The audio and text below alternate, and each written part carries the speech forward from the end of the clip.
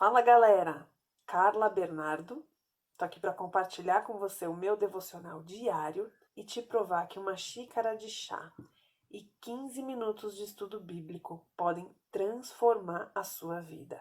Livro de Lucas, capítulo 3, versículos de 21 a 38.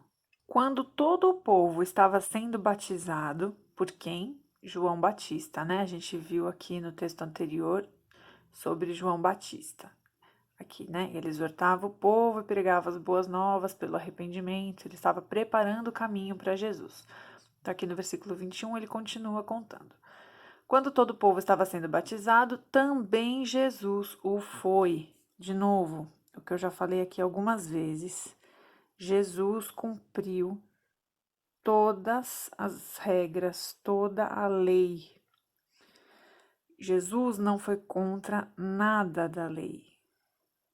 Então, essa história de que algumas pessoas querem anular o Antigo Testamento, porque é Antigo Testamento. Não, não. Jesus veio para reforçar o Antigo Testamento através das boas novas. Continuando, e enquanto ele estava orando, o céu se abriu e o Espírito Santo desceu sobre ele em forma corpórea, como pomba. Oh, coisa linda! Na hora que Jesus é batizado, o céu se abre e desce uma pomba, né, o Espírito Santo em forma de pomba. E aí como se só isso já não fosse incrível, olha que coisa linda. Então veio do céu uma voz: Tu és o meu filho amado, em ti me agrado. Olha que interessante, na Bíblia não existe o termo trindade. A gente não vai achar nenhum lugar na Bíblia que use essa palavra trindade. Nós entendemos que a trindade existe estudando a Bíblia. E aqui é uma passagem que nós temos as três pessoas da trindade se manifestando. Que privilégio de quem estava nesse lugar nessa hora. Que coisa linda! Você tem Jesus sendo batizado, o Espírito Santo descendo sobre ele e Deus falando. Louvado seja o nome do Senhor. Que coisa maravilhosa. Continuando o versículo 25. Jesus tinha cerca de 30 anos de idade quando começou seu ministério. É importante essa informação porque nos meus estudos, o que eu descobri? Que essa questão da idade para os judeus era muito importante. Você não poderia ser mestre antes dessa idade. Essa é a idade que eles consideram da sabedoria. Então, assim, tudo o que Jesus fez foi com um propósito, foi com sabedoria, pensando no povo da época, nos costumes e tudo mais. Alguns estudiosos que eu vi falando disseram que é por isso que ele começa o ministério dele com 30, porque os rabis, os mestres, só começavam com 30. Então, até os 30, Jesus ficou em silêncio. Imagina Deus feito carne, sentindo fome, sono, frio, calor, trabalhando durante 30 anos. E às vezes a gente não tem paciência de esperar 2 meses quando Deus quer fazer algo na nossa vida. Às vezes a gente não tem paciência de esperar 1 semana, 1 ano, 5 anos. Jesus, sabendo todo o propósito, todo o plano da salvação, ficou 30 anos aguardando o momento de começar. E aí aqui, nessa manifestação da Trindade, que é dado o start no ministério de Jesus. Olha que interessante o que Lucas diz aqui. Ele era considerado filho de José, porque, né, Maria engravidou do Espírito Santo. Não existiu a participação de José na gestação de Maria. Porém, olha que interessante. Eu já falei isso em outros textos, vou reafirmar. Um casal, o que a Bíblia diz? Homem e mulher, quando se casam, são um só. É impossível que Deus tenha um plano para o marido que não seja o mesmo para a esposa, ou vice-versa. Então, o que Deus faz na vida de Maria é por causa de José. Qual é a promessa? Que Jesus viria da linhagem de Judá. Quem é da linhagem de Judá? Maria? José.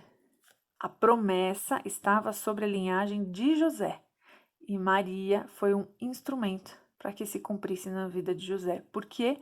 Porque quando você é um casal, você se torna um e a promessa que é para um é para outro. Assim foi com Abraão e Sara.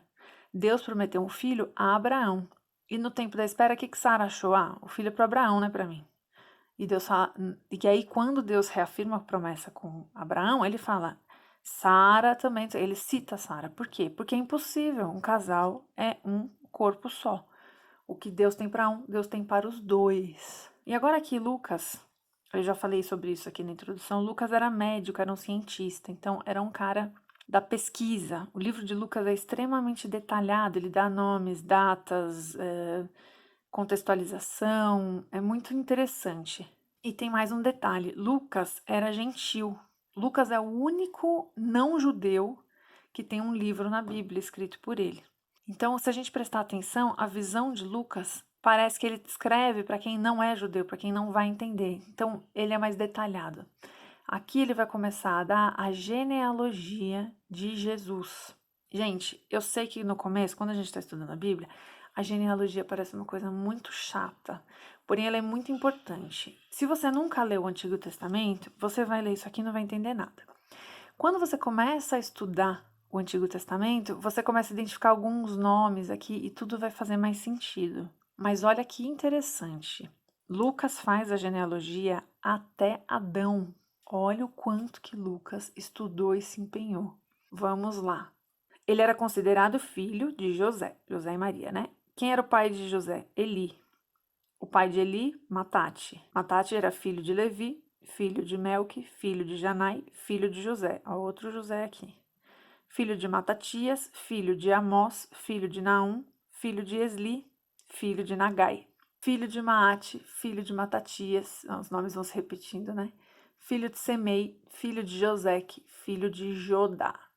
Filho de Joanã, filho de Ressa, filho de Zorobabel, filho de Salatiel, filho de Neri, filho de Melque, filho de Adi, filho de Cozã, filho de Omadã, filho de Er, filho de Josué, filho de Eliezer, filho de Jorim, filho de Matate, filho de Levi, filho de Simeão, filho de Judá, filho de José, vê que os nomes vão se repetindo, filho de Jonã, filho de Eliaquim, filho de Meleá, filho de Mená, filho de Matatá, filho de Natã, filho de Davi. Olha só, Davi a gente conhece.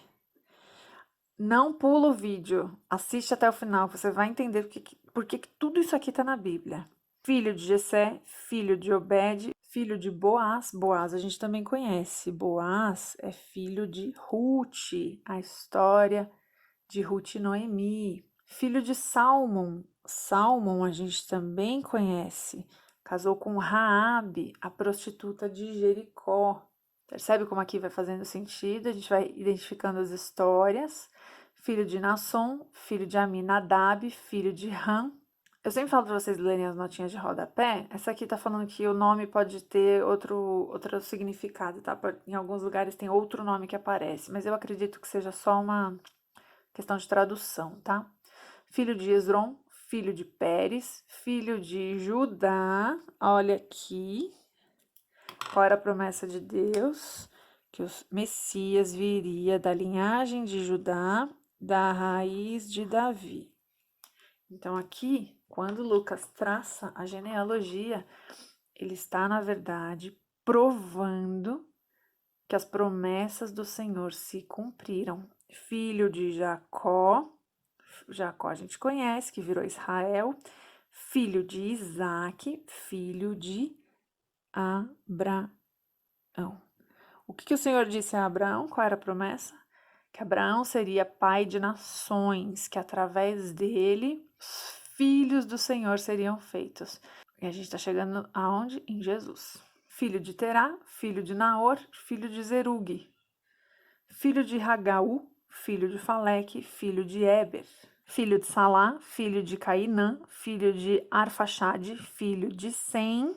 Sem a gente conhece também, filho de Noé, filho de Lameque, filho de Matusalém. Noé era neto de Matusalém. Você sabia disso? Você tinha essa informação? Olha só, Carla Bernardo também é cultura. Filho de Enoque. Você conhece a história de Enoque? Enoque era tão íntimo de Deus que ele não experimentou a morte. Enoque foi arrebatado. Depois procura essa história aí. Ele foi levado aos céus. Você já pensou ter tanta intimidade com Deus que não, a ponto de não experimentar a morte, de ser arrebatado ao céu? Que coisa maravilhosa. Enoque era filho de Jered, neto de Maalaleel, que era filho de Cainã, filho de Enos, filho de Sete, filho de Adão, filho de Deus. Quando a gente vai chegando perto da raiz, aqui, a gente vai entendendo por que Lucas dá todo esse monte de nome para provar que aquilo que Deus prometeu, ele cumpriu. Por um homem, o pecado entrou no mundo, e através de outro homem, o pecado saiu do mundo. Da mesma linhagem de Adão, que trouxe o pecado para o mundo, Jesus vem, nasce, se faz homem, entra na terra como homem para tirar o pecado do mundo. Então, a minha anotação para hoje aqui, o que eu tirei deste texto no dia de hoje é isso. Qual é a importância da genealogia? A genealogia nos mostra que Deus é um Deus de promessas, de aliança e que cumpre tudo o que diz. Tudo que Deus foi prometendo para Abraão, para Isaac, para Jacó, para Judá, para Davi, ele fez. Ele também nos mostra que Deus conhece toda a nossa história e por isso nos chama pelo nome. A Bíblia diz que o Senhor nos chama pelo nosso nome. E na tradição judaica do Antigo Testamento, o nome apontava para o destino daquele que o carregava. Por isso os nomes tinham significados. Então, quando a Bíblia diz que Deus te chama pelo seu nome, é porque Ele te chama por aquilo para o qual você foi criado para ser, fazer e viver. Seu nome aponta para o seu destino. O seu nome, com o significado da Bíblia, do Antigo Testamento, aponta para o seu destino. E é por isso que a Bíblia diz que Deus nos chama pelo nosso nome. Ele sabe exatamente de onde você veio, a sua genealogia, e ele sabe exatamente para onde ele quer te levar, se você aceitar, se você quiser, se você obedecer. Mas para cada um de nós, Deus tem o nosso passado nas mãos e um futuro promissor, caso a gente queira. Não menospreze as genealogias. Eu espero ter plantado essa sementinha no seu coração, para que nas próximas vezes em que você vir uma genealogia dessa, você não pense, ai, que chato. Se está na Bíblia, é porque é importante. Então, não menospreze a genealogia. Se está aqui, é porque tem sim importância. Espero ter plantado a sementinha do prazer em estudar a genealogia aí no seu coração. Que Deus te abençoe.